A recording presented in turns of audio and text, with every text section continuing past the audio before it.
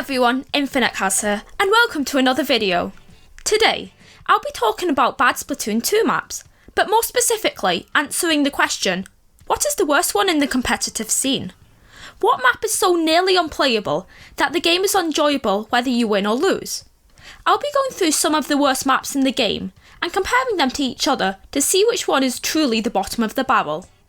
With that out of the way, please like and subscribe as it really helps me out, and let's get right into it. So what do I mean by the worst map? In no way will I be talking about aesthetics or when playing the map in fun PBs or turf war. In situations like this, it comes down to more personal preference, and there is no real right or wrong. For this video, I will be referring to when playing the map in a competitive environment, and how unfair the map can make games. This may be because there is an exploit, because it's easy to lock people out, or because a specific type of weapon can't be effective on that map and mode. There are a few select places that near everyone in the Splatoon community hates to play on, and today I'll go through 5 in particular that get a bad rep, breaking them down to see which one I do believe to be the worst.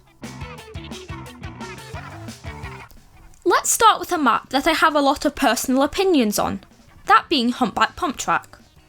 This map heavily favours certain weapons, specifically sloshers and weapons like the dynamo. It's quite a small map, and doesn't have many vantage points or easy flank spots. I dislike this map because it favours certain weapons much more heavily than most maps in the game based on its terrain, as well as how easily it is to get locked in. Because of how easily accessible your plat is from mid, by getting a few picks, you can easily push up and take the game in a matter of seconds. Weapons that rely on hitting straight shots, like chargers, splatlings and some shooters, more than struggle on the even terrain of Humpback, which can disrupt comps and give an unfair advantage if one team has a slosher player. While it's not the worst map by far, I dislike playing on it, and I often feel like being pushed back once can cost you the game. You have nowhere to hide, and in the openness of the map, it makes it difficult not to get picked if you try to take back control. I hate this map even more than zones. Because the zone is in the centre of the map, it's curved, meaning that some weapons can paint it so much easier than others. And while you could argue that's true on every map, it's even more apparent here. Tower control is fine, but the path it takes is very convoluted, as you go across the map, and for a good half of the entire route at that. You don't go significantly nearer towards the enemy spawn, meaning that pushes are often all or nothing. Rainmaker is my favourite mode on this map, but even then it's mediocre at best.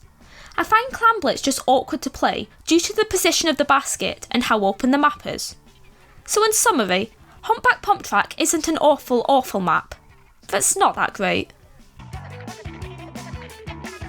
One map that a lot of people have issues with is New Albacore Hotel, and while I don't personally dislike this map, I see why so many people despise playing on it. The map is laid out in 3 sections, and they're joined by 2 bridges in mid, which are made of grates. This can make it awkward for people to approach you and push up unless you have a weapon like the tent or splatlings that work well. You can approach from your left, but it's easily visible from the bridge, and the struggle with getting to the objective is one a lot of people seem to have. The map does have a couple of vantage points, which makes it fairer for a wide range of weapons. However, because the map is open, short-range slayers can struggle with less team support, as you have to paint yourself and it can be hard to make a dent in the enemy line. The narrow pathways on either side of the stage is also frustrating to fight on, and can easily lead to pincers if your team is less than competent. None of the modes are excessively awful to play on. I think the objective is laid out fairly, maybe with the exception of Rainmaker, as you have to walk up a slick to the pedestal, which you can't ink. New Albacore is hated as it favours mid to long range weapons, and while I personally don't mind it, it's far from a great, well balanced map and can skew the results of a game. Again we have a map that favours long range weapons, that being Avalon or more. Avalon is a huge but fairly narrow map that can bring a lot of issues to almost any weapon at some point. It has a lot of vantage points, all along the left and right, and has a raised mid-section, which is difficult to fight on at times. It makes fighting very awkward when pushing in, especially with the extreme height difference.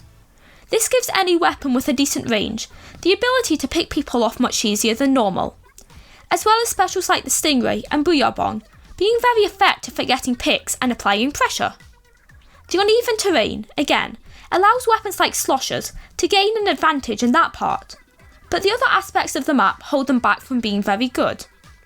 The design of the map contradicts itself in many ways.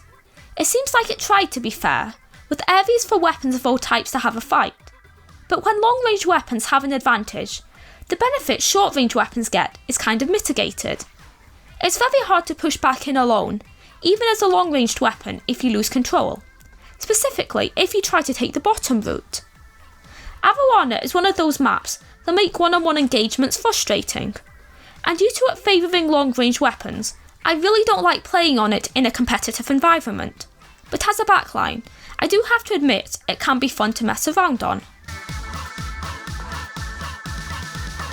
Now on to one of the most frustrating maps to play on, that being Kelp Dome. There isn't much to say about Kelp Dome that hasn't been said 1,000 times. It's just a bad stage to play on. Like other maps on this list, it favours certain weapons and drastically hinders others. Good luck playing a charger on here, as there are no safe sniping points, and the abundance of tight spaces coupled with uninkable walls makes it really frustrating to fight on. Weapons like splatlings and sloshers have an advantage when it comes to the grates, but they are not fun to fight on due to the bad visibility through them and the advantage people have below them. Because top mid is so huge, it makes it very frustrating to fight there as well, and the terrain is so flat you can't use your weapon much to its advantage outside the grates, which are very situational. The real reason why this map is hated is due to the objective on each mode, as there's a major flaw with each mode that makes it awful and competitive. In zones, this map and mode combo is infamous because of how awkward the zone is. It's nearly the whole of mid, and it's just so huge. You need so much paint to cap it, or even neutralise it, and that can cause a lot of frustration. If your team has had a few picks, it's surprisingly easy to keep the zone at least neutral, and having control of top mid means they can't cap it at all. In tower, it gets worse. The path that tower takes is beyond awkward. It travels away from spawn past the first checkpoint, then goes in a straight line down towards the goal. This makes it very hard to defend without control, and because it's so easy to spot flanks, short-range weapons have little option to get back in. In Rainmaker, it's so easy to push through the right path and get an easy KO. Because the area around your spawn is so tight, the Rainmaker shots are deadly to so many weapons, and one pick can make or break a game. Clams has had an exploit where you can throw regular clams from top mid into the basket, which I can't believe still hasn't been patched out. All of this makes Kelp Dome just a competitively unviable map. But is it the worst one? Moray Towers is infamous for being one of the most polarising maps in the game, as some people love it, while the vast majority of players despise it. It's one of the biggest maps, therefore the time it takes to get to mid is much longer. The way you get into mid is very convoluted. You either drop down 3 times or go the long way round through Overlook. One which is higher risk but doesn't take as long, the other which is pretty safe but takes ages. This makes it so hard to push back into mid if you get locked out, as well as it being really easy to push the objective if you are the one getting the picks. Then we have the weapons that benefit from this map. The E-liter, tent, weapons that have a lot of range and work with tight areas perform really well on Moray. The weapons that work well on Moray are really strong, and it can be so frustrating to fight them there. It's really easy to get camped, as you can't hit people properly from a level above you, but don't you dare drop down because it's certain death. Moray is fine on zones for the most part, but the issue with getting pushed back is frustrating. Tower control has a 20-point checkpoint, which is in a very awkward position for defence, and after breaking that, good luck getting back in. It's such an awkward map to play on, even in clams, where you mainly stay in mid, by far the best part of the map. I really find it frustrating to play on, but is it the worst map in the game?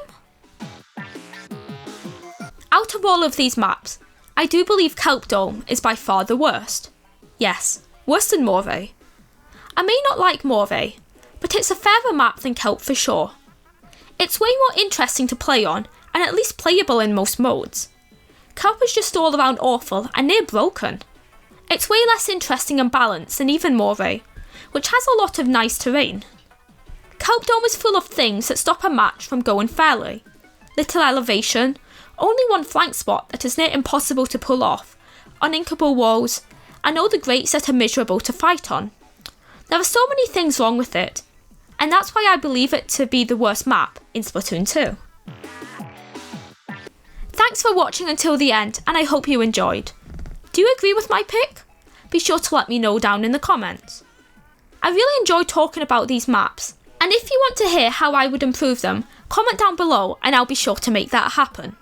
With that out of the way, please like and subscribe as it really helps me out, and I will see you all next time. Bye!